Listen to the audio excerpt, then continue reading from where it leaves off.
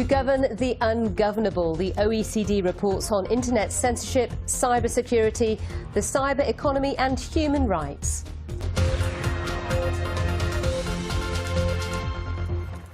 Hello and a very warm welcome. You're with World Business Report. I'm Sally Bundock. But first of all, let's start with that big question many are trying to answer around the world. Who is policing the World Wide Web? Well, the Organisation for Economic Cooperation and Development is taking a stab at it, and later today will publish a report that covers internet-related state censorship, as well as issues of privacy and surveillance in the wake of the Edward Snowden revelations.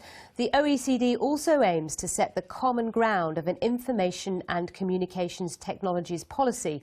This will be for the next decade within the richest countries in the world. It sounds like a huge task at hand, but will they achieve it and will it work? Can we put it into practice? Well, I'm joined by Jerry Sanders, an independent technology analyst. Jerry, nice to see you again.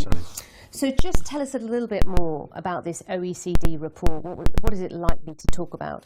Well, they meet every 10 years, so it's a bit of a catch-up. They're meeting with everybody who's involved in the internet, governments, technology companies, and what they call stakeholders, people who do business on the internet.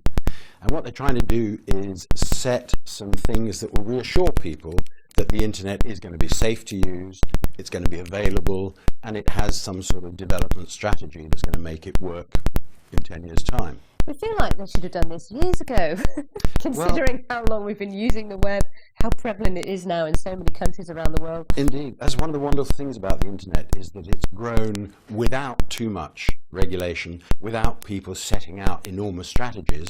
It started with a scientific invention, and it's just gradually disseminated through individual businesses coming up with brilliant new ideas.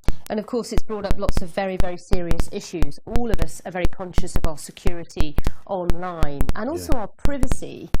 And also networking, which can be a good thing, but a very dangerous thing as well. It is. And networks can be immensely good. You make connections, you can do more business, but they also offer the potential for subversion. And we know that there's something called the dark web, where people like terrorists and drug dealers can do stuff out of sight of the authorities.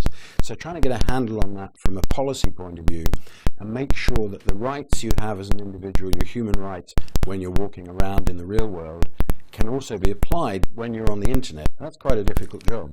Also very interesting how we feel about privacy now. They're discussing the fact that that will be very different in the future, in the sense that people who are using the internet now, and those of us in the older generations, we just expect privacy.